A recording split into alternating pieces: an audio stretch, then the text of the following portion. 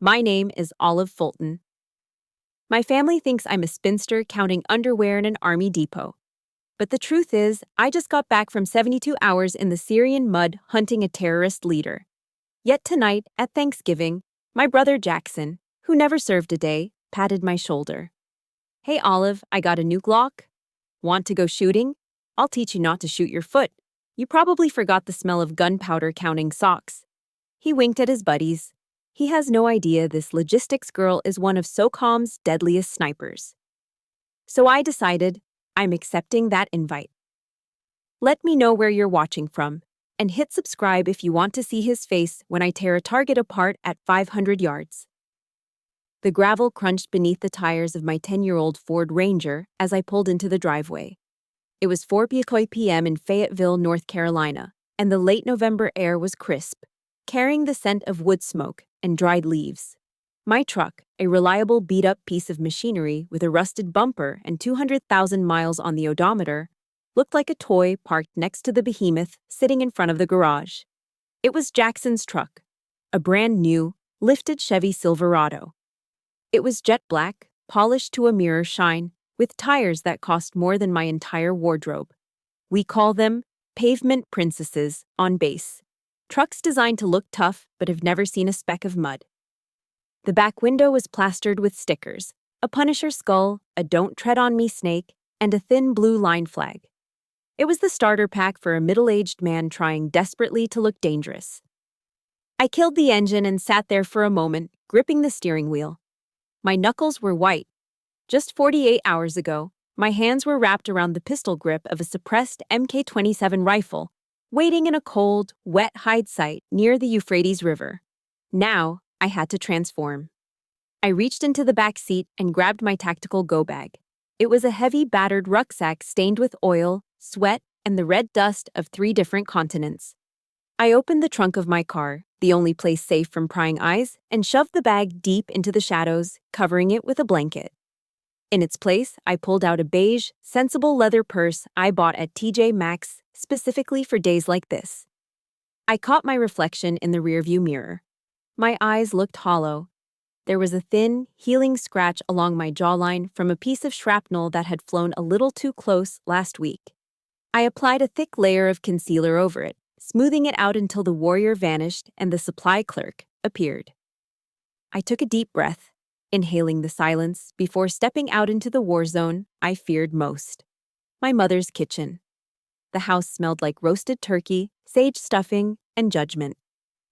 "Olive, you're finally here," my mother, Margaret, called out from the kitchen without turning around. She was wiping down the granite countertops, her hair perfectly coiffed. "We were about to start without you. Did you get held up at the warehouse again? Counting inventory takes all day on a holiday." "Traffic was bad on Skibo Road, Mom," I said, my voice quiet. I walked over to kiss her cheek, but she was already moving away to check the oven. "Well, look who decided to grace us with her presence," Jackson boomed from the living room. He walked in, holding a Bud Light. At 46, Jackson was heavy-set, his gut straining against a tight, olive-green t-shirt. Emblazoned across the chest in bold Greek letters was the phrase Molin Lob. "Come and take them." It was the battle cry of King Leonidas at Thermopylae. Seeing it stretched across the stomach of a man who got winded walking up the driveway made my stomach turn. "Hey, Jackson," I said, forcing a smile. "You look tired, Ollie," he said, looking me up and down. He shook his head. "And look at those boots. Do you ever wear heels? You walk like a man." "Comfort over style," I replied, moving past him to the dining table, where my younger sister, Blanca, was already seated. Blanca was the golden child. She was 30, glowing, and dressed in a tailored dress that probably cost half my paycheck. She had just been promoted to marketing director at a tech firm in Raleigh. "Olive," Blanca beamed, flashing a diamond engagement ring. "Mom told you about the promotion, right? We're thinking of buying a vacation home in the Outer Banks next year." "That's great, Blanca," I said, genuinely happy for her, though I knew what was coming next. "See, Olive." Mom set the turkey platter down with a heavy thud. "Blanca is building a future. She's not running around in dusty warehouses counting combat boots and underwear for Uncle Sam." When are you going to get out, honey? You're 32. You're not getting any younger, and frankly, that job makes you look hard. I stared at the mashed potatoes. The benefits are good, Mom. And the pension? Pension, Jackson snorted, taking a swig of beer. The military is a joke these days. It's all soft. They're worried about feelings, not fighting. Back in the day, it was about toughness. Now? I bet half the guys on brag couldn't handle a real firefight. I cut a piece of turkey, my knife scraping against the china. If only you knew, I thought. If only you knew that the soft guy I work with, Miguel, carried a wounded teammate 2 miles uphill while taking fire last month. But I said nothing. I just chewed, swallowing the meat along with my pride. This was the deal I made. To protect them from the worry, to protect my mother's fragile heart, I had to be the disappointment. I had to be the clerk. Speaking of fighting, Jackson leaned forward, his eyes lighting up with that fake intensity he loved to project. I joined that new tactical gun club out on Highway 87. You know, the one with the dynamic ranges? That sounds fun, I said flatly. Fun? It's serious business, Olive, he corrected me, pointing a fork in my face. I just picked up a custom Glock 19 with a holographic sight and a match-grade barrel. Cost me $2,000. I've been watching a lot of tactical training videos online. You have to be ready, you know?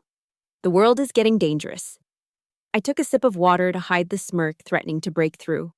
Jackson was lecturing me about danger while sitting in a climate-controlled suburban dining room. Anyway, Jackson continued, looking around the table to ensure he had an audience. I was thinking, since you're around supplies all day, you probably haven't smelled gunpowder in years. Why don't you come out with me and the boys this Saturday? The table went quiet. Mom looked at me with pity. Blanca looked amused. Oh, Jackson, don't tease her, Mom said. Olive doesn't like guns. They're too loud. No, I'm serious. Jackson grinned, a predatory, condescending grin. He reached out and patted my shoulder, a heavy, patronizing thud. I'll teach you, Ollie. I'll show you how to hold it so the recoil doesn't smack you in the face. I promise I won't let you shoot your own foot off. It'll be good for you to see what real men do. My hand, resting on my lap under the tablecloth, clenched into a fist so tight my nails dug into the palm. The silent, professional creed of the Special Forces screamed in my head. Quiet, humble, lethal. But looking at him, at that ridiculous t-shirt, at the arrogance dripping off his chin like gravy, something inside me snapped. Not a loud snap, but a quiet, dangerous click. Like a safety being disengaged. He wanted to teach me. He wanted to show me what a real man does with a weapon. I looked up, locking eyes with him. I let my expression soften into the mask of the submissive, clueless little sister. You know what, Jackson? I said, my voice steady. That sounds wonderful. I'd love to see your new toy. I probably am a bit rusty. Jackson laughed, looking at Blanca and winking. Bring earplugs, sweetie. It's gonna get loud. I will, I whispered, picking up my fork again. I definitely will. Under the table, my fist relaxed. The weekend couldn't come fast enough. I didn't sleep that night. I rarely do after a deployment. The silence of my one-bedroom apartment off Santa Fe Drive was louder than the mortar fire in Syria.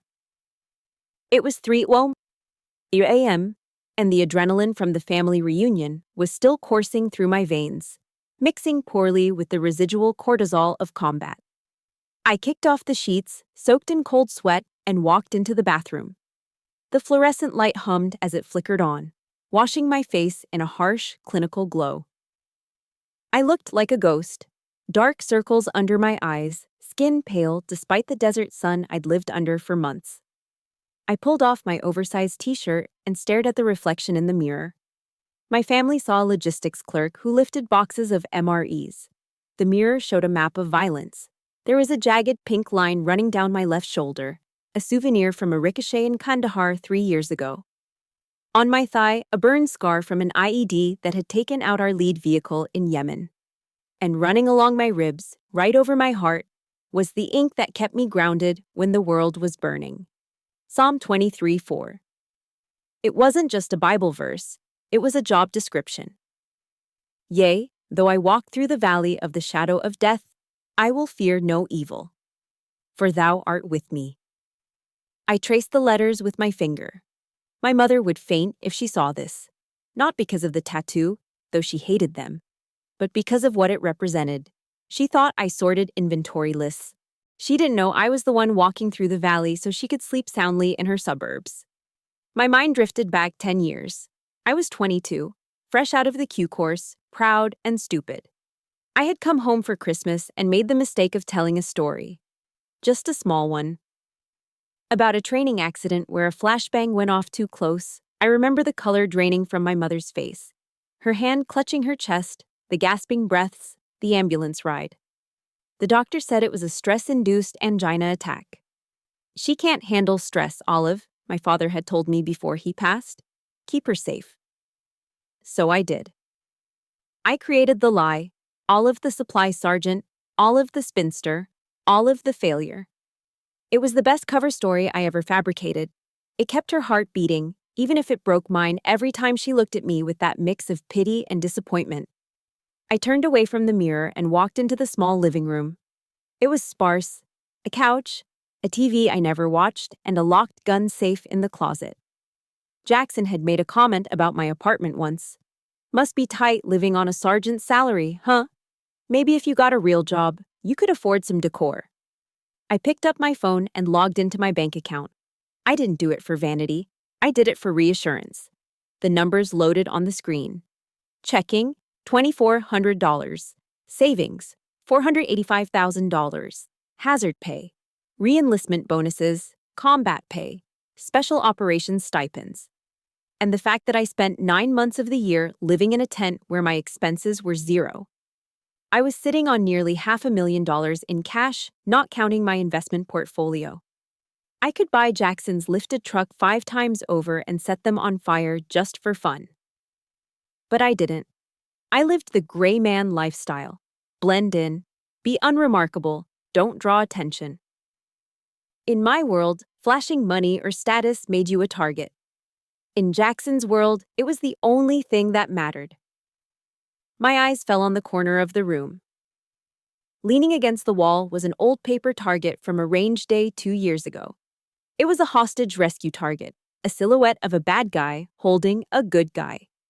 There were 2 holes in the bad guy's head, so close together they looked like a single figure 8. I walked over to it. I remembered that shot. 800 yards, crosswind, moving target. I had taken the breath, held it between heartbeats, and squeezed. I protect this country, I whispered to the empty room. I protect people who don't even know I exist, but in my own house, I'm a joke. The shame washed over me again, hot and suffocating. It wasn't just about Jackson being a jerk. It was about the erasure of my entire existence. To them, the last 10 years of my life, the blood, the sweat, the friends I'd lost, didn't count.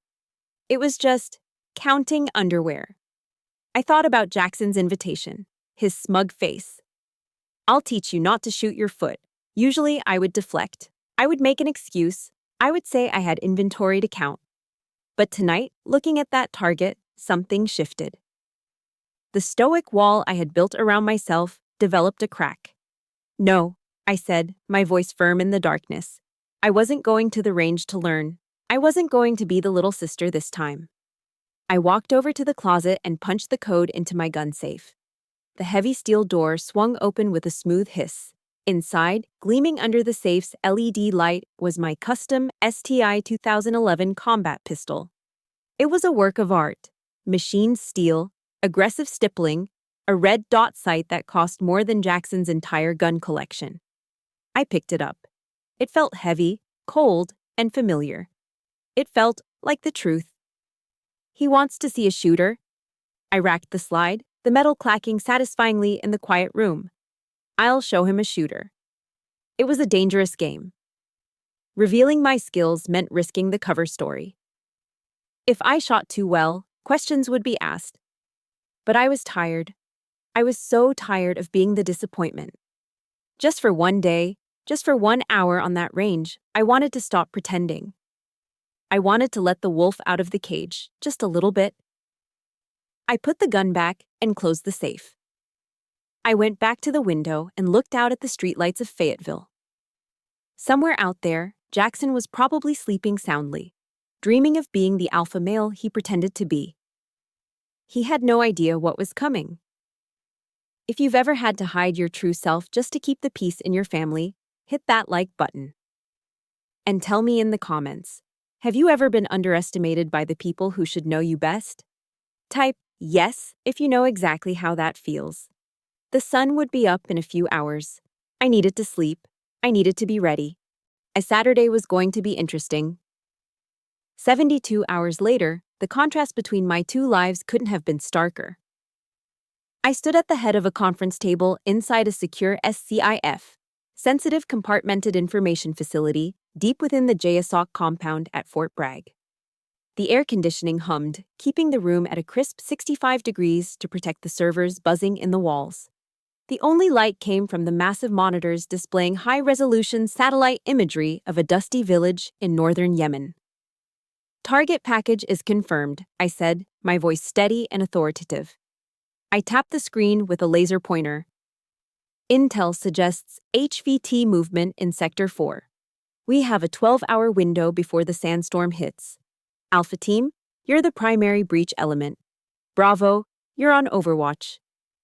Around the table sat 12 of the most dangerous men on the planet. Operators from Delta Force and the 75th Ranger Regiment. Men with beards, tattooed arms, and eyes that had seen too much. They weren't looking at all of the logistics girl. They were looking at Captain Fulton, their team leader. Copy that, ma'am. Master Sergeant Miguel Rodriguez nodded. He was a mountain of a man, built like a linebacker, with a scar running through his eyebrow. He took a sip from his thermos of Black Rifle coffee, pitch black, strong enough to strip paint. It was the fuel of our trade, unlike the pumpkin spice lattes my sister Blanca posted on Instagram. What about extraction, boss? Another operator asked, leaning forward. Secondary LZ is prepped here. I pointed to a clearing 3 clicks north. If things go south, we have air support on standby. Any questions? The room was silent. A respectful, focused silence. These men trusted me with their lives. They knew I did the work. They knew I checked every detail, every variable. Buzz. My personal phone, sitting face down on the table next to my secure terminal, vibrated against the wood. It was a breach of protocol to have it on, but I was expecting a call from the base commander. I glanced down. It wasn't the commander. Jackson. Hey, kiddo. Don't forget to wear sneakers tomorrow. No heels, lol. The recoil on this 9mm is no joke. Don't want you falling over. I stared at the screen. The sheer absurdity of it almost made me laugh out loud. Here I was, planning a kinetic operation that involved millions of dollars in assets and human lives, and my brother was worried about me wearing high heels to a flat range. Miguel, sitting to my right, caught my expression. He leaned over, his eyes flicking to the phone screen. He read the message and snorted, trying to stifle a laugh. Heels, Miguel whispered, his voice low and gravelly. Does he know who he's talking to? Does he know about the shot you made in Syria? 800 meters, moving target, 40-mile-per-hour crosswind, in the mud?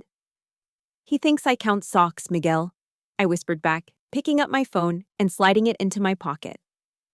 He thinks the loudest noise I hear is a forklift backing up. Unbelievable, Miguel shook his head, taking another swig of his coffee. Civilian logic. It's a disease, boss. Dunning-Kruger effect in full swing. The less they know, the more they think they know. Let him have his moment, I said, turning back to the satellite map. Focus up, gentlemen. Let's get this done so I can go home and get taught how to hold a gun.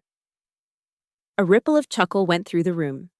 They knew the score. To them, it was the funniest joke of the week. To me, it was just Saturday. By Friday evening, the mission was green-lit and handed off to the night shift. I drove home, the tension of the briefing slowly bleeding away, replaced by a cold, calculating resolve. The sun was setting as I walked into my apartment. I didn't turn on the TV. I didn't make dinner. I went straight to the closet. The keypad on the gun safe beeped as I punched in the code. Beep, beep, beep. Click. I bypassed the standard issue M9 Beretta on the top shelf. That was a tool for work. For tomorrow, I needed something personal, something that made a statement. I reached for the bottom shelf and pulled out a hard Pelican case.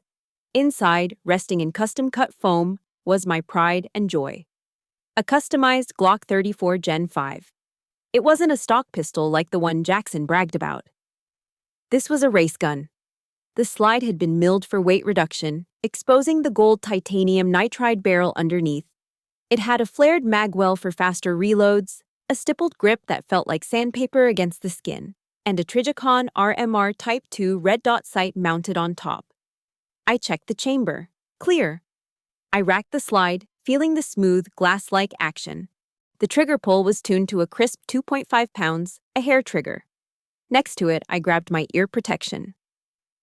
Jackson had told me to bring earplugs, probably envisioning those cheap orange foam things you buy at Home Depot. Instead, I pulled out my Peltor Comtac Vive headset. These weren't just earmuffs. They were active hearing protection with 360-degree situational awareness microphones. They amplified quiet sounds like footsteps or whispers while instantly suppressing gunshot noise. I packed them into a nondescript gym bag, along with a stiff competition belt and a Kydex holster. I wasn't packing for a fun day out. I wasn't packing to learn. I sat on the edge of my bed, holding the Glock. The weight of it was comforting. Tomorrow, Jackson was going to stand there with his beer belly and his internet knowledge, trying to lecture me on stance and grip. He was going to try to belittle me in front of his friends to boost his own fragile ego. He expected all of the supply clerk. He expected flinching. He expected fear. I looked at the gold barrel of my gun, gleaming under the room light. "School is in session, big brother," I whispered. I checked the magazine one last time, loading it with match-grade 147-grain ammunition. Subsonic, quiet, accurate. Tomorrow, the worlds were going to collide, and only one of us was walking away with our dignity intact. At 0900 hours sharp, a horn blared outside my apartment complex like a freight train announcing its arrival. I looked out the window. Jackson's black Chevy Silverado was idling at the curb, taking up 2 parking spaces. The exhaust rumbled with an aftermarket aggressiveness that screamed, "Look at me." I grabbed my gym bag, the one containing my custom Glock and specialized headset, and walked out. I was wearing standard athletic gear, gray Under Armour leggings, a black hoodie, and Salomon trail running shoes. Practical, comfortable. Jackson leaned out the window as I approached. He was wearing wraparound Oakleys and a tactical vest that looked brand new, with the tags probably just cut off. "Morning, sunshine," he yelled over the engine noise. He looked me up and down as I climbed into the passenger seat. The interior smelled of new car scent spray and stale McDonald's. "Is that what you're wearing?" he asked, grimacing as if I'd shown up in a ball gown. "You look soft. I told you, shooting isn't yoga. You need sturdy clothes." "I'm comfortable, Jackson," I said, placing my bag carefully on the floorboard between my feet. "Let's just go." He revved the engine unnecessarily before peeling out of the lot, cutting off a Honda Civic in the process. He didn't even check his blind spot. For the next 45 minutes, I was held captive in the cab of his truck, forced to listen to a lecture that was equal parts hilarious and infuriating. The radio was blasting some generic bro-country song about dirt roads and cold beer, but Jackson turned it down just enough so I could hear his wisdom. "So, here's the thing about ballistics, Olive," he began, one hand on the wheel, the other gesturing wildly. "You gotta understand stopping power. That's why I carry a .45, because if I hit a bad guy, I want him to stay down. The 9mm rounds the military uses, basically BB guns, they just poke holes. A .45 takes a soul." I stared out the window at the passing pine trees of North Carolina. "Incorrect," my brain corrected automatically.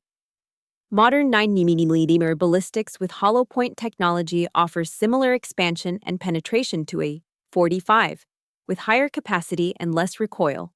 That's why the FBI and SOCOM switched back. But I said nothing, I just nodded. "Is that right?" "Oh yeah, big time," Jackson nodded sagely. And then there's situational awareness. That's key. You gotta have your head on a swivel. Be ready for anything. Most people, especially civilians like you, walk around with their heads in the clouds. As he said this, his phone dinged in the cup holder. He immediately looked down, picked it up, and started typing a text message with both thumbs while steering with his knee. We were doing 70 miles per hour on the highway. "Jackson, watch the road," I said, my hand instinctively gripping the door handle. "Relax, I got it," he scoffed, not looking up. "I'm a multitasker." That's part of the warrior mindset. You have to process information rapidly. I bit the inside of my cheek so hard I tasted blood. This man, who was currently endangering us both to text a buddy about fantasy football, was lecturing me on the warrior mindset. Me, a woman who had tracked targets through crowded bazaars in Aleppo without breaking cover. A woman who had called in airstrikes while taking suppressive fire. "You know," Jackson said, finally putting the phone down and swerving back into his lane. "I know you work in logistics, Olive, and that's fine. Someone has to count the beans. But honestly, it worries me." "What does?" "You, being a woman living alone, working a desk job, you're soft targets. Women in offices, you guys panic easily. It's biological, loud noises, stress. You freeze up. That's why I wanted to bring you out today. To inoculate you a bit, give you a taste of what it feels like to hold real power in your hands." My grip on the seatbelt tightened until my knuckles turned white. The insult was so casual, so ingrained in his worldview, that he didn't even realize he was insulting me. To him, it was just a fact. I was female, therefore I was fragile. I was logistics, therefore I was useless. "I appreciate your concern, Jackson," I said, my voice dangerously low, "but I think I handle stress better than you think." He laughed, a loud barking sound. "Ollie, come on. Remember when you were 10 and cried because you scraped your knee? It's okay. Men are built to protect. Women are built to nurture. I just want you to be able to defend yourself if, God forbid, a bad guy breaks into your apartment while you're watching The Bachelor." I turned my head fully away from him, staring at the blurred landscape. The rage was building in my chest, a hot, dense pressure. It wasn't just anger, it was a profound sense of injustice. I had killed men who tried to kill my team. I had held the hands of dying soldiers. I had endured things that would make Jackson curl into a fetal position and cry for his mother. And here I was, being treated like a child. "Almost there," Jackson announced as he turned onto a gravel road. A sign read, "Patriot Gun Club, members only." The sound of gunfire grew louder as we approached. Pop, pop, boom. It was the sound of my office, the sound of my life. But to Jackson, it was the sound of a playground. We pulled into the parking lot. It was filled with trucks just like Jackson's. Men in tactical pants and tight t-shirts were standing around, drinking energy drinks and comparing gear. It was a sea of testosterone and insecurity. Jackson parked and killed the engine. He turned to me, a benevolent smile on his face. "All right, sis. Welcome to the big leagues.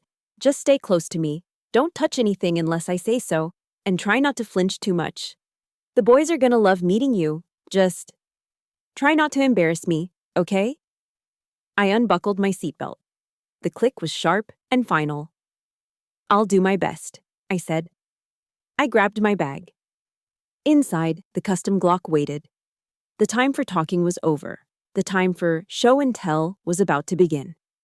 And Jackson had no idea he was the show and I was the tell. The range was a cacophony of gunfire and male posturing. We were assigned lane 4, right in the middle of a group of Jackson's buddies.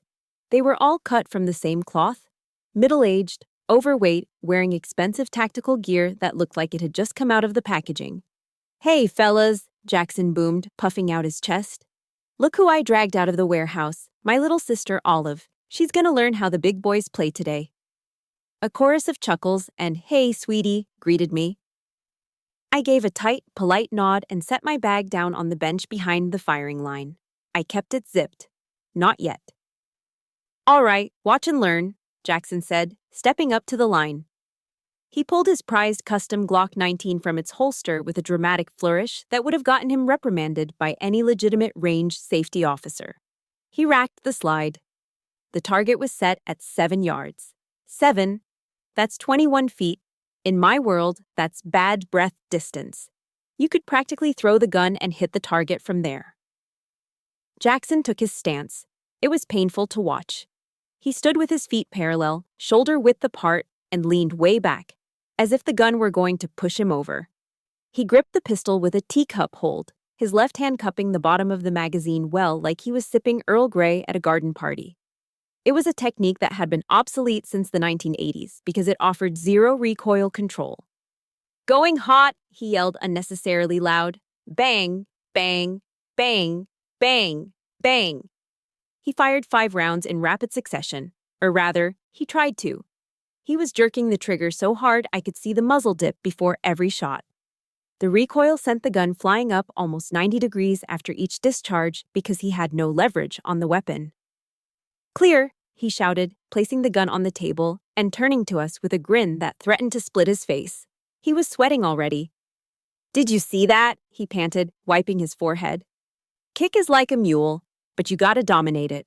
Like David Goggins says, who's gonna carry the boats? You gotta stay hard, right? Embrace the suck." I looked downrange. The target, a standard silhouette, had 3 holes in the white paper, way off to the left in the shoulder area. 2 rounds had missed the paper entirely, at 7 yards. "Nice grouping, Jack," one of his buddies lied. "You really tore him up." "Yeah, well," Jackson shrugged, feigning modesty. "I was rushing it a bit, but that's combat shooting. You don't have time to aim when the adrenaline is pumping." I bit my tongue so hard I thought I might need stitches. Adrenaline? He was shooting at a piece of paper that wasn't shooting back. "All right, Olive," Jackson said, clapping his hands together. "Your turn. Come on up." I stepped forward. I reached for the gun, but Jackson intercepted me. "Whoa, whoa, let me set you up first," he said. He moved behind me, standing so close I could smell the stale coffee on his breath and the Old Spice deodorant masking his sweat. He reached around, grabbing my arms and physically maneuvering them. My skin crawled. Every instinct in my body screamed threat, neutralize, create distance. But I forced myself to stand rigid. "Okay, feet like this," he said, kicking my heels together. "Now, lean back a little. It counteracts the weight." He was setting me up to fall over. "Now, the grip," he continued, placing my hands in the same ineffective teacup hold he had used. "Don't squeeze too hard, you'll shake. Just cradle it." "Jackson," I said, my voice tight. "I think I—" "Shh, listen to the expert," he interrupted, his breath hot on my ear. "Now, here's the secret sauce. When you're ready to shoot, I want you to take a deep breath and hold it. Don't breathe. If you breathe, you miss. You gotta turn blue, okay?" Incorrect. In tactical shooting, you breathe naturally to keep your heart rate down and your vision clear. Holding your breath increases blood pressure and induces tremors. He was literally teaching me how to miss. "Got it?" he asked, finally stepping back, to my immense relief. "Got it," I lied. He picked up the gun, inserted a fresh magazine, and racked the slide. He held it out to me, handle first, with a look of extreme skepticism. "Grip it tight, but not too tight," he instructed for the 10th time. "And hey, just try to hit the paper, okay? Anywhere on the paper counts as a win for you. Don't worry about the bullseye. That's for the pros." He looked over at his friends, winking. "And don't cry if it scares you. It's loud." I took the gun. My hand wrapped around the polymer grip. It felt alien compared to my custom STI, but a Glock was a Glock. It was a tool. And in the hands of a master, any tool could sing. I looked at the target, 7 yards. It looked like a barn door from here. I looked at Jackson. He was smirking, arms crossed over his chest, waiting for the recoil to knock me backward, waiting for me to squeal and drop the gun so he could swoop in and save me. He wanted his validation. He wanted to be the big, strong protector teaching the helpless little sister. I felt a cold calm wash over me. The noise of the range faded into a dull hum, My heart rate dropped. My vision sharpened. I wasn't going to hit the paper. I was going to erase his ego. "Ready when you are, sis," Jackson called out. "Just don't shoot yourself." I turned my back to him, facing downrange. The mask was slipping. The supply clerk was checking out. The Green Beret was clocking in. "Stand by," I whispered to myself. $20 says she drops it after the first shot, one of Jackson's friends whispered. It was loud enough for me to hear. It was meant for me to hear. "No way," another chuckled, the sound grating against my eardrums like sandpaper. $10 says she hits the dirt, or cries, or both. Jackson laughed along with them, a booming, confident sound that filled the small space of the firing lane. "Hey now, go easy on her, boys. She's used to counting boxes, not handling firepower. Just give her space to panic." I stood there, the Glock heavy in my hand, staring at the white paper target 7 yards away. The laughter behind me began to blend with other sounds in my head. Still counting underwear in the warehouse? My mother's voice, dripping with disappointment over the Thanksgiving turkey. "When are you going to get a real job?" "You walk like a man, Olive." Women in offices panic easily. It was a cacophony of doubt, a symphony of disrespect that had played on loop for the last decade of my life. I had swallowed it, I'd internalized it, I'd let them paint me as the failure so they could feel like the successes. But today the music stopped. I closed my eyes for a fraction of a second. In the darkness behind my eyelids, I wasn't in North Carolina. I wasn't Jackson's little sister. I was back in the stack, waiting to breach a door in Raqqa. I was in the hide site, regulating my breathing as a patrol walked by 10 feet away. I inhaled slowly through my nose, counting to 4. Inhale, 1, 2, 3, 4. I held it. Hold, 1, 2, 3, 4. I exhaled, exhale, 1, 2, 3, 4. Tactical breathing. My heart rate, which had spiked from irritation, began to slow. Thump, thump, thump, 60 beats per minute. The supply sergeant mask cracked. It fell away, shattering on the concrete floor, invisible to everyone but me. When I opened my eyes, the world looked different. The colors were sharper. The sounds of the range, the distant pops, the laughter, faded into background white noise. My focus narrowed to a tunnel vision centered entirely on the threat. In this case, the threat wasn't the target. The threat was the disrespect standing behind me. Jackson stepped forward again, his hand reaching out to correct my shoulder one more time. He was going to touch me.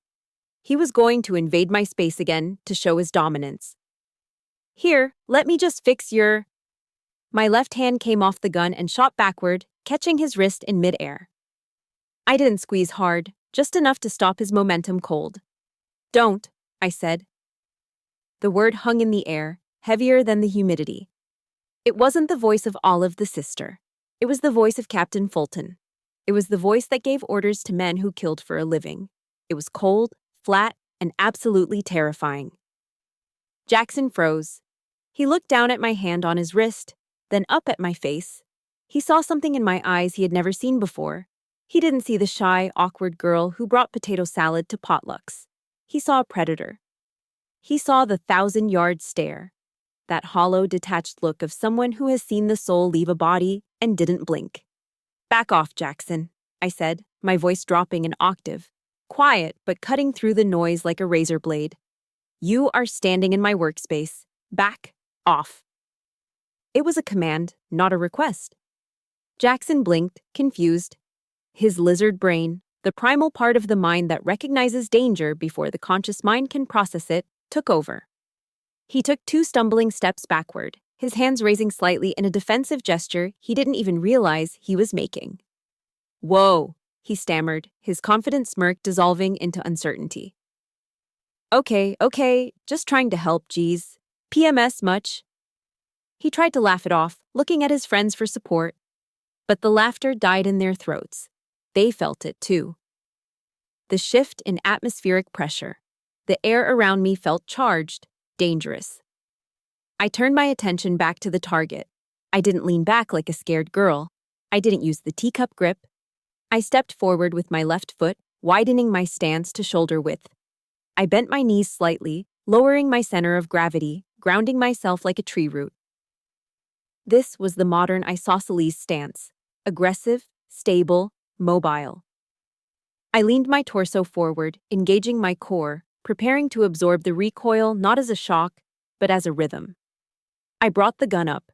My grip shifted seamlessly, my strong hand high on the backstrap, getting as close to the bore axis as possible. My support hand wrapped around the front, fingers digging in, thumbs forward and parallel, creating a vice-like clamp on the weapon. I extended my arms, locking my elbows, but keeping them unlocked enough to act as shock absorbers. My head dipped slightly, bringing my dominant eye in line with the sights without straining my neck. General James Mattis's words echoed in the silence of my mind. Be polite, be professional, but have a plan to kill everyone you meet. I had been polite. I had been professional. Now, I had a plan. The target was 7 yards away. It was an insultingly easy shot. But I wasn't just going to shoot it. I was going to surgically dismantle it. The chatter behind me had stopped completely. Even the guys in the next lane had paused to watch. There was something magnetic about competence. You could feel it when someone knew exactly what they were doing. My finger moved from the frame to the trigger. I took up the slack, feeling the wall. I wasn't angry anymore. Anger is messy. Anger makes you miss. I was cold. I was precise. I was a machine built by the United States government to do one thing very, very well. I focused on the front sight post. Crystal clear. The target blurred slightly in the background. Breath out. Pause. The moment I pull this trigger, everything changes. My cover is blown. My family will know, but I can't go back. I won't go back. If you are ready to see Jackson's ego explode into a million pieces, smash that like button right now. And tell me in the comments, what is the one thing you are absolutely best at that nobody gives you credit for? I want to know your secret superpower. The world narrowed down to a single point of impact. Squeeze. My finger compressed the trigger. The break was crisp, like snapping a glass rod. Bang! The gun recoiled, the slide cycling back and forth in a blur of motion faster than the human eye could track. But unlike Jackson's flailing attempt, my muzzle didn't climb to the sky. My grip, locked in that vice-like isosceles structure, absorbed the energy, channeling it through my arms, down my spine, and into the earth. The sights lifted slightly and snapped right back down onto the target. A perfect return to zero. I didn't stop. Bang, bang, bang, bang. 4 more shots followed the first in a rhythm so fast it sounded like a single, long tear in the fabric of reality. The cadence was precise. Pop, pop, pop, pop, pop. Split times of 0.18 seconds between shots. Brass casings ejected in a graceful arc to my right, tinkling as they hit the concrete floor. The smell of burnt cordite filled the air, perfume to my nostrils. And then, silence. The echo of the shots rolled away over the berms. I didn't lower the gun immediately. I held the follow-through, keeping my sights on the target, resetting the trigger, waiting to see if the threat was neutralized. It was muscle memory drilled into me by thousands of hours on the flat range and in kill houses. Once satisfied, I broke my stance. Smoothly, without wasted movement, I pressed the magazine release. The empty mag dropped freely onto the table. I racked the slide back, locking it open, and visually inspected the chamber. Clear. I placed the Glock on the bench, slide locked back, ejection port facing up, muzzle pointing downrange. Safe. The entire sequence, from the first shot to the gun hitting the table, had taken maybe 3 seconds. I exhaled a long breath, letting the tension drain out of my shoulders. I stood straight and turned to look at Jackson. He was standing there with his mouth slightly open, like a fish gasping for air. His friends were frozen, beers halfway to their mouths, eyes wide. The confident smirks were gone, wiped clean by the sheer violence of action they had just witnessed. "Pull it in," I said softly. Jackson blinked, shaking himself out of his stupor. He fumbled for the switch on the lane control. The electric motor whirred to life, bringing the target carrier back from 7 yards. As the paper slid closer, the confusion on Jackson's face deepened. You missed, he stammered, squinting at the target. Olive, you missed 4 of them. He was looking at the paper. At 7 yards usually, you see 5 distinct holes. But on my target, there was only 1 hole. It was dead center in the X ring, the absolute bullseye. It was slightly larger than a normal bullet hole, ragged around the edges. Bring it all the way in, I said. The target stopped 2 feet in front of us. Jackson leaned in, his nose almost touching the paper. No way, one of his buddies whispered behind me. Jackson traced the hole with his finger. It wasn't 1 hole, it was 5 holes stacked directly on top of each other. It was a ragged hole, the hallmark of a grandmaster shooter. At that speed, at that distance, putting 5 rounds through the same tear in the paper was a feat of mechanical precision that most people only saw in movies.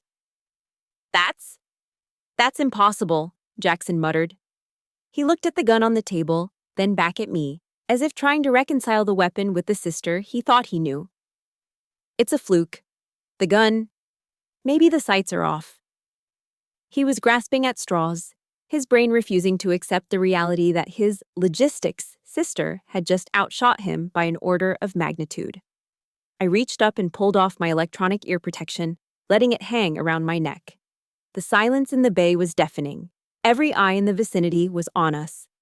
I walked over to Jackson, invading his space this time. I didn't touch him. I didn't have to. The air around me was enough to make him shrink. The sights are fine, Jackson, I said, my voice calm, devoid of the earlier anger. It was the calm of someone who knows exactly who they are. And the recoil? It's just physics. Force equals mass times acceleration. If you have a proper grip, it manages itself. I leaned in closer, ensuring he heard every syllable. And one more thing. Don't ever tell a soldier to hold their breath. Oxygen fuels the brain. It keeps your vision sharp and your muscles relaxed. Holding your breath increases your heart rate and makes you shake. In a firefight, that's the fastest way to die. I picked up the target sheet, ripping it off the cardboard backer. I folded it neatly and tucked it into his tactical vest pocket, right next to his pristine, unused tourniquet. You can keep that, I said, as a souvenir. I turned back to the bench to pack up my gear. My hands were steady, my heart was light. For the first time in 10 years, I felt seen. Not by them, they were still too in shock to truly see, but by myself. I had let the wolf out, and she had hunted. Behind me, nobody said a word. The mansplaining was over. The lesson had been delivered. And the teacher was dismissed. The silence was broken by the sound of slow, heavy footsteps crunching on the gravel. A shadow fell over our bench. I turned to see an older man approaching. He was in his 60s, with skin like weathered leather and a thick gray mustache. He wore a faded flannel shirt and a baseball cap that had seen better days. On the front of the cap, barely visible through the grease stains, was a small embroidered triangle, the unit insignia of the 1st Special Forces Operational Detachment Delta. It was Gary Y., the owner of the Patriot Gun Club, a local legend in Fayetteville. Rumor had it he was on the ground in Mogadishu in '93. Jackson's face lit up. This was his hero. He straightened his posture, puffing out his chest, desperate to associate himself with Gary's grit. "Gary!" Jackson called out, extending his hand, a wide, ingratiating smile plastered on his face. "Good to see you, sir. I was just showing my sister the ropes. You know how it is, teaching the rookies." Gary didn't even blink. He walked right past Jackson's outstretched hand as if my brother were a ghost. He didn't look at him. He didn't acknowledge him. Gary walked straight up to me. He stopped 2 feet away, his eyes scanning me from head to toe. He looked at my stance, which I had relaxed but not abandoned. He looked at the custom Glock on the table, and then he looked at the target with the single, ragged hole in the center. He reached out and picked up the target I had tucked into Jackson's vest. He held it up to the light, examining the grouping. He let out a low whistle. Then he looked me in the eye. His gaze was intense, piercing, the look of a man who could spot a fake from a mile away. "That's a hell of a bill drill," Gary said, his voice like gravel in a cement mixer. "Thank you," I replied, keeping my voice neutral. He nodded slowly, glancing at my hands. You handle that weapon like it's an extension of your arm. Not a lot of folks around here hold a gun like that. Teacup grip seems to be the flavor of the month for the tactical crowd. He threw a shade at Jackson without even looking at him. Gary leaned in slightly, lowering his voice so only I and the now very quiet Jackson could hear. You out at the compound? He asked. It was a coded question. The compound referred to the highly classified headquarters of JSOC, Joint Special Operations Command. It wasn't something civilians knew about. I met his gaze.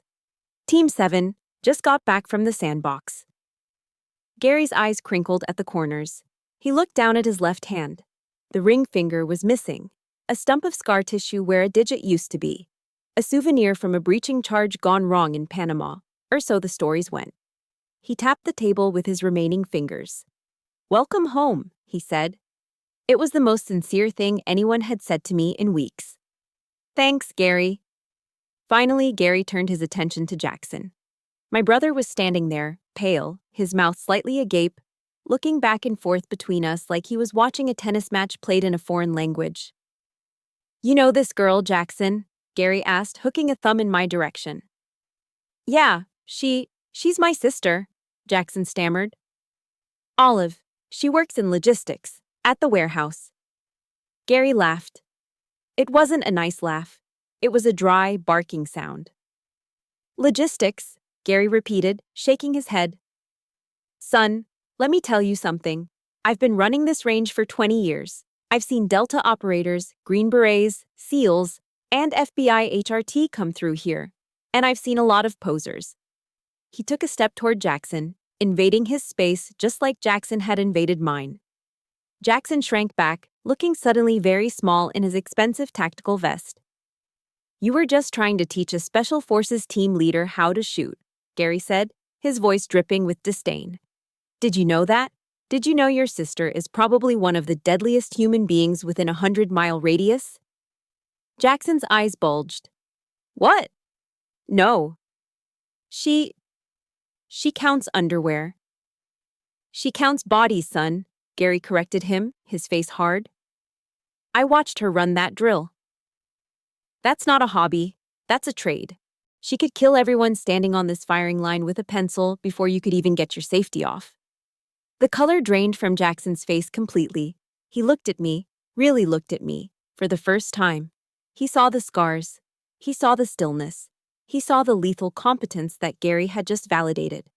His entire worldview, the alpha male fantasy, the belief in his own superiority, the condescension toward his weak sister, crumbled in an instant. Jackson started, but no words came out. He looked at his friends. They were looking at their shoes, suddenly finding the gravel very interesting. Gary turned back to me and tipped the brim of his hat. Range is yours, Captain, he said respectfully. Let me know if you need anything. Ammo's on the house today. Appreciate it, Gary, I said. Gary walked away, leaving a silence so heavy it felt like it could crush Jackson's truck. I picked up my gym bag and slung it over my shoulder. I didn't need to say anything else. Gary had said it all. Let's go, Jackson, I said, walking past him toward the truck. I think we're done here. Jackson followed me like a whipped dog. He didn't offer to carry my bag. He didn't make a joke. He just walked, head down, the weight of his own humiliation pressing down on his shoulders. The drive home was going to be very, very quiet. The drive back to Fayetteville was suffocating. Jackson didn't turn on the radio. He didn't text. He drove with both hands on the wheel, 10 and 2, staring straight ahead at the asphalt. The silence in the cab of the truck was heavy, thick with unspoken words and shattered ego.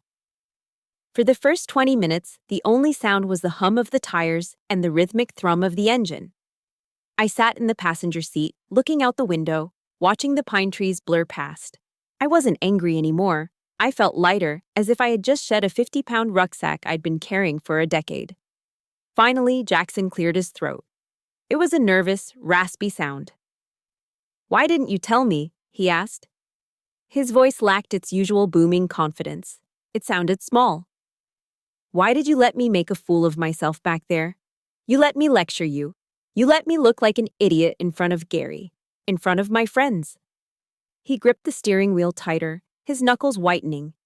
He was trying to shift the blame, trying to make himself the victim. Typical. I turned my head slowly to look at him. Because you never asked, Jackson, I said calmly. He frowned, glancing at me for a split second before returning his eyes to the road. What do you mean I never asked? We talk all the time. No, I corrected him. You talk, I listen. In 10 years, have you ever once asked me, Olive, what do you actually do? Have you ever asked, Olive, are you okay? No, you just assumed. You assumed I was counting socks because that fit the narrative you wanted. Narrative? He scoffed, though the fight was draining out of him. What narrative? The one where you're the big, strong, successful brother, and I'm the spinster sister who failed at life, I said, my voice steady and cold. You and Mom. You need me to be small. You need me to be the logistics girl so you can feel big. If I'm weak, then you're strong by comparison. If I'm poor, then you're rich. Jackson opened his mouth to argue, but closed it again. The truth of my words hit him like a physical blow. He knew it. Deep down, under layers of insecurity and bravado, he knew I was right. I didn't think. He trailed off. Exactly, I said. You didn't think. You just judged. I shifted in my seat, turning my body fully toward him. This was it. The moment I set the terms of engagement for the rest of our lives. Listen to me carefully, Jackson, I said. Because I'm only going to say this once. He swallowed hard, his Adam's apple bobbing. From this moment on, Olive the supply sergeant is dead. She doesn't exist anymore. The woman sitting next to you is a Green Beret team leader. I have done things you can't even imagine. I have seen things that would give you nightmares for the rest of your life. I paused, letting the weight of my identity sink in. I don't need your protection, I continued. I don't need your money. And I certainly don't need your lessons on how to be tough. I have more money in my savings account than your entire construction company is worth. I could buy this truck and your house in cash today. Jackson's eyes widened. You do? Yes, I said. But I don't flash it around because I don't need to prove anything. That's the difference between us, Jackson. You need everyone to know you're an alpha. I just am what I am. I took a deep breath. Stoicism teaches us that we cannot control the actions of others, only our reactions to them. I had reacted with silence for too long. Now, I was reacting with boundaries. Here is the new deal, I said, my tone final. You will treat me with respect. You will stop the mansplaining. You will stop the little digs about my job or my marital status. You will tell Mom to back off. And if I don't? Jackson asked, a flicker of his old defiance trying to spark.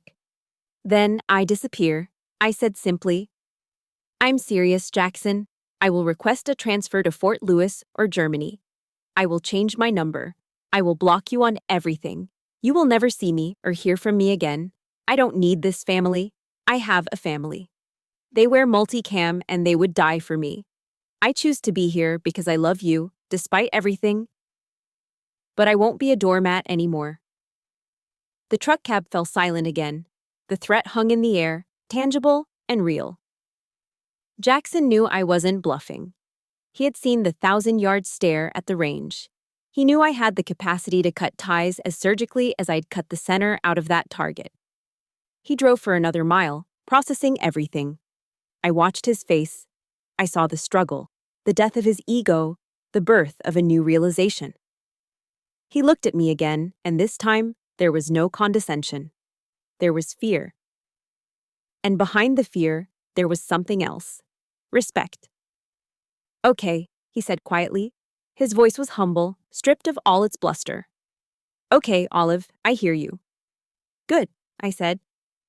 I didn't know, he added, his voice cracking slightly.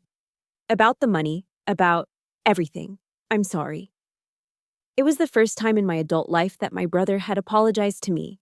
It wasn't perfect. It wouldn't fix everything overnight. But it was a start. I looked back out the window. The sun was dipping below the tree line, casting long shadows across the road. The war inside my house wasn't over, but the terms of the treaty had just been rewritten. And for the first time, I was the one holding the pen. "Just drive, Jackson," I said, leaning back in the seat, "and turn the radio back on. But no more Florida Georgia line. Put on some classic rock." Jackson let out a small, nervous chuckle. He reached out and turned the dial. The opening chords of AC/DC's Thunderstruck filled the cabin. He didn't say another word. He just drove, 2 hands on the wheel, eyes on the road, sitting next to a sister he was only just beginning to meet. 1 month later, the scent of charcoal and grilling burgers filled the air in my mother's backyard.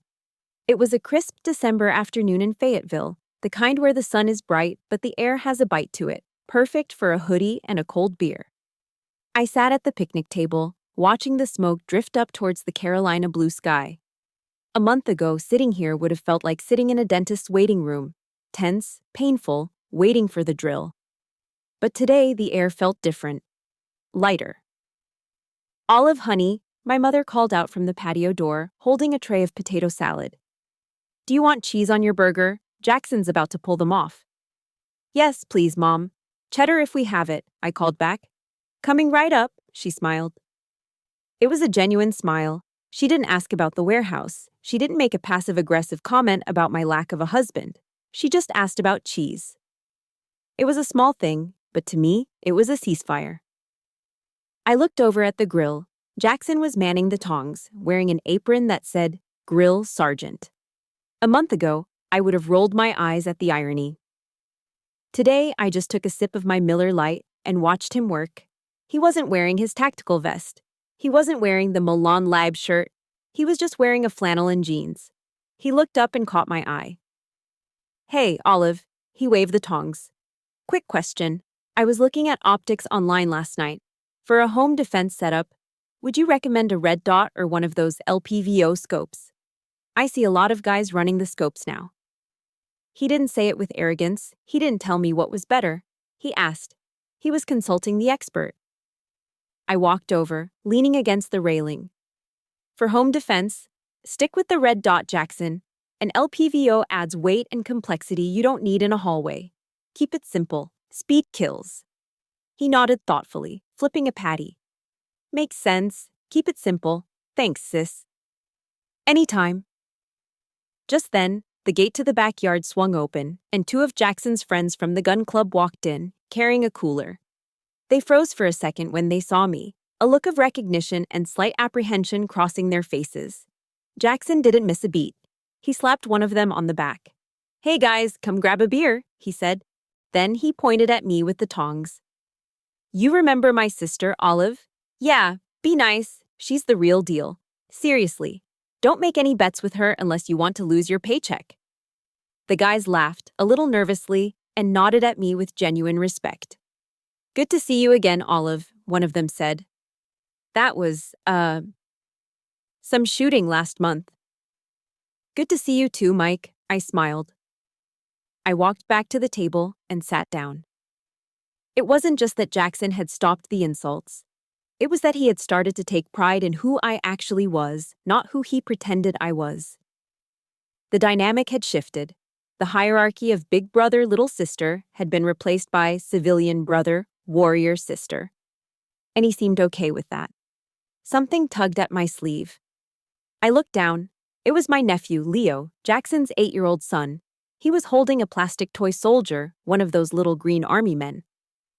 "And Olive?" he asked, his big brown eyes wide. "What's up, buddy?" "Dad said you're a soldier. Like, a real one. Like Captain America, but without the shield." I chuckled. "Something like that, but I don't wear a cape." "He said you're super strong," Leo continued, looking at my arms. "I want to be strong too. When I grow up, I want to be tough like you and Dad." I looked at Jackson. He was watching us from the grill, a soft expression on his face. He wasn't teaching his son that women were weak anymore. He wasn't passing down the toxic insecurity that had plagued our relationship for decades. The cycle was breaking. Right here, right now, over burgers and potato salad. I knelt down so I was eye level with Leo. "You know, Leo, I said softly, tapping his temple with my finger. Being tough isn't about big muscles or loud trucks, and it's definitely not about being mean to people. It's not, he asked, confused. No, I shook my head. Real strength starts in here. It's about being calm when everyone else is scared. It's about protecting people who can't protect themselves. And it's about knowing who you are, even if nobody else does. Leo nodded slowly, absorbing the words with the seriousness only an 8-year-old can muster. Okay, I'll remember that. Good man, I ruffled his hair. Now go get a hot dog before your dad burns them. He ran off laughing. I stood up, feeling a lump in my throat. That was the legacy. Not the medals in my drawer, not the money in my bank account, not even the terrorists I had removed from the battlefield. It was this. It was teaching a little boy that strength comes in all forms, and that respect is the currency of a real man. I grabbed my beer and walked around to the front of the house. I needed a moment of quiet to soak it all in. I sat on the old wooden rocking chair on the porch. The sun was beginning to set, painting the sky in streaks of purple and gold.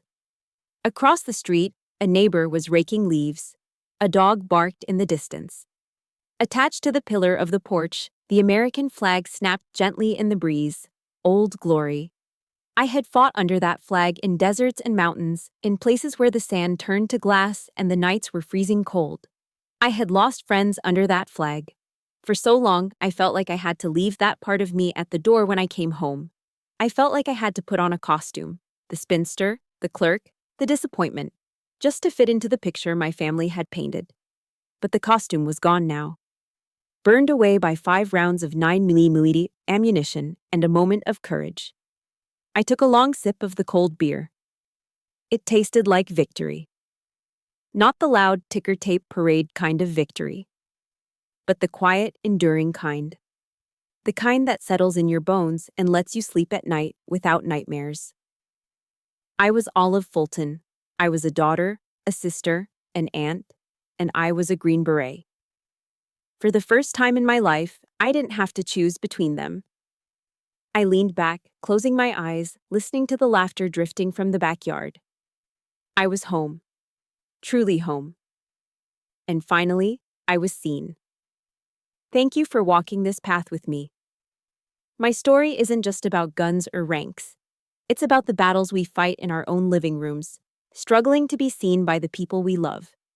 If you've ever felt like the black sheep or had to hide your true strength to keep the peace, know that you are not alone. Your value isn't defined by their approval. If Olive's journey resonated with you, please hit that subscribe button and share this story. It helps more than you know. And remember, stay silent, stay professional, but never ever let them forget who you really are. See you in the next one.